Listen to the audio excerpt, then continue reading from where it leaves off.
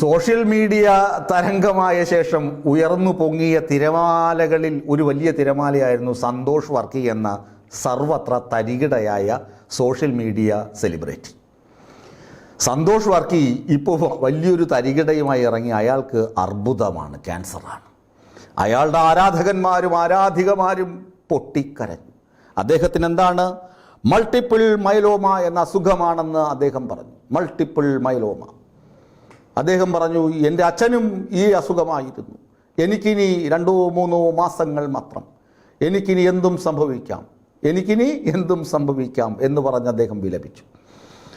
തൊട്ടടുത്ത Facebook post വീണ്ടും വരുന്നു, ഞാനൊരു ഡോക്ടറെ കണ്ടു, എനിക്ക് ആ അസുഖമില്ല. ആദ്യം വിലപിച്ച ആളുകൾ തന്നെ എന്താണ്, തെറികൊണ്ട അഭിഷേകം, ഇയാൾ ഒരു ഊളയാണ് എന്ന് പറഞ്ഞ അഭിഷേകം. അടുത്ത് വീണ്ടും വരുന്നു വേറെ പോസ്റ്റ്. അങ്ങനെ ഒന്നിനു പുറകെ ഒന്നായി പോസ്റ്റ്, ഒന്നിനു പുറകെ ഒന്നായി തെറി അഭിഷേകം. ഈ സന്തോഷ് വർക്കി പരമ ഊളയാണെന്ന് നാട്ടുകാർ ഒന്നടങ്കം പറയുന്നു. ഞാൻ പറഞ്ഞു വരുന്നത് അതല്ല. സന്തോഷ് വർക്കി എന്തോ ആകട്ടെ, ആറാട്ടണ്ണൻ എന്ന് ഒന്നോ മറ്റോ ആണ് ഇയാളെ വിളിക്കുന്നത്. ആറാട്ടണ്ണൻ. എങ്ങനെയാണ് ഈ ആറാട്ടണ്ണൻ ഉണ്ടായത്? 2022 മോഹൻലാലിൻ്റെ ആറാട്ട് എന്നൊരു സിനിമ വന്നു. വനിതാ വിനീത എന്ന് പറയുന്ന എറണാകുളത്തെ തിയേറ്റർ, അവിടെയൊക്കെ ആളുകൾ ഇങ്ങനെ സിനിമ കാണാൻ വന്നപ്പോൾ ആറാട്ട് സിനിമയെക്കുറിച്ച് സന്തോഷ് വർക്കി വലിയ വായിൽ സംസാരിച്ചു. അതാണ് സിനിമ റിവ്യൂ. അന്നു മുതലാണ് ആറാട്ട് അണ്ണൻ എന്ന പേരിൽ ഇയാൾ അറിയപ്പെടാൻ തുടങ്ങിയത്. ഇയാളുടെ പിന്തുടർന്ന് വന്ന വേറൊരുത്തനുണ്ട്, അലൻ ജോസ് പെരേര. ഇയാളേക്കാൾ കോമാളിയാണ്. നെഗറ്റീവ് അടിച്ച് എന്തൊക്കെ വിളിക്കും അയാളെ, നമുക്ക് പറയാൻ പറ്റില്ല. നമുക്ക് അത്തരം വാക്കുകൾ പറയുന്നതിനൊരു സഭ്യതക്കുറവൊക്കെ തോന്നും. അങ്ങനെ അലൻ ജോസ് പെരേര. അതുപോലെ ഇനി എന്താണ്, കിംബോയ്, അഭിലാഷ് എന്നൊക്കെ പറഞ്ഞ് വേറെ കുറേ ആളുകളൊക്കെ ഉണ്ട്. പക്ഷെ അവരൊന്നും അങ്ങനെ തരംഗമായില്ല. ഈ പെരേര തരംഗമായി.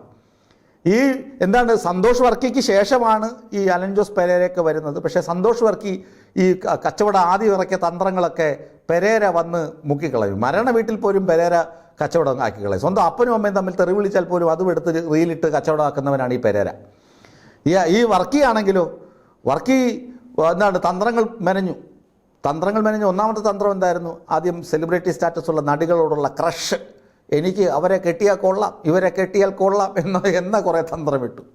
എന്നിട്ട് ഷേക്ക് ഹാൻഡ് തന്ത്രം, നടിമാരെ കാണുമ്പോൾ ഒരു ഷേക്ക് ഹാൻഡ് കൊടുക്കുക, അങ്ങനെയുള്ള തന്ത്രങ്ങളൊക്കെ ഇട്ടു. എന്നാൽ സോഷ്യൽ മീഡിയയിൽ റീച്ച് കൂടുക, അങ്ങനെ വരുമാനം കിട്ടുക, അതൊക്കെയാണ് അവരുടെ തന്ത്രം. പിന്നെ എന്താണ്, സിനിമാ തിയേറ്ററുകളിൽ പോയി നടന്മാരെ കെട്ടിപ്പിടിക്കുക, ഷേക്ക് ഹാൻഡ് കൊടുക്കുക, അങ്ങനെയൊക്കെയുള്ള തന്ത്രം. അതും ചീറ്റിപ്പോയി. അത് ഈ പെരേര വന്ന് പൊളിച്ചടുക്കി കൊടുത്തതാണ്. പെരേരയും ഇയാളും കൂടി ഒരുമിച്ച് നിന്ന് തന്ത്രം നോക്കി, അതും പൊളിഞ്ഞുപോയി. അത് കഴിഞ്ഞിട്ട് വേറെ തന്ത്രം ഇട്ട്, എന്താണ്, മറ്റ് നടിമാരോടുള്ള ക്രഷ് ഇട്ടു. പിന്നെ PhD അക്കാദമിക് സംഭവങ്ങൾ. പിന്നെ അതിനുശേഷമാണ് ഇപ്പോൾ ഇട്ടത് എന്താണ്, അസുഖം, മാരക രോഗം, അതും ചീറ്റിപ്പോയി. അതല്ല, ഈ പെരേര ഈ നെഗറ്റീവ് സംഭവങ്ങളിട്ട് വിജയിക്കുകയും ചെയ്തു. നെഗറ്റീവ് സാധനങ്ങൾ പറഞ്ഞ് സ്വയം കോമാളിയായി പെരേര എന്താണ്, ഈ സുധിയുടെ ഭാര്യ ഉണ്ടല്ലോ, നമ്മുടെ കോമഡി താരമായിരുന്ന സുധി, കൊല്ലം സുധിയുടെ വീട്ടിൽ അനുസ്മരണ പരിപാടിക്ക് പോയിട്ട് പോലും അവിടെയും കോമാളിത്തരം കാണിച്ച് ഈ അലൻ ജോസ് പെരേര കയ്യടി നേടിയ വ്യക്തിയാണ്. അങ്ങനെ ഈ അലൻ ജോസ് പെരേര കോമാളിത്തരവും നെഗറ്റീവ് സംഭവങ്ങളും കാണിച്ച് ഒരുപാട് പ്രശസ്തി നേടിയപ്പോൾ ഈ ആറാട്ടണ്ണൻ എന്ന് പറയുന്ന സന്തോഷ് വർക്കി തീരെ തകർന്നടിഞ്ഞു പോകുന്ന കാഴ്ചയാണ് കാണുന്നത്. ഏറ്റവും ഒടുവിലാണ് ഈ വൈയായിക പറഞ്ഞ് തനിക്ക് അർബുദമാണ്, തനിക്ക് ക്യാൻസറാണ്, മൾട്ടിപ്പിൾ മൈലോമയാണ് എന്ന് പറഞ്ഞ് പൊളിഞ്ഞ് അടുങ്ങിപ്പോയത്. ഇങ്ങനെയൊന്നുമല്ല സോഷ്യൽ മീഡിയയിൽ പെരുമാറേണ്ടത് എന്ന് നാട്ടുകാർ അയാളെ പഠിപ്പിച്ചു കൊടുക്കുന്ന തരത്തിലോട്ട് മാറി. ഇയാളെയൊക്കെ ശരിക്കും സെലിബ്രിറ്റി സ്റ്റാറ്റസിലോട്ട് വളർത്തിയ മലയാളിയെ പൊതുവെ ആളുകൾ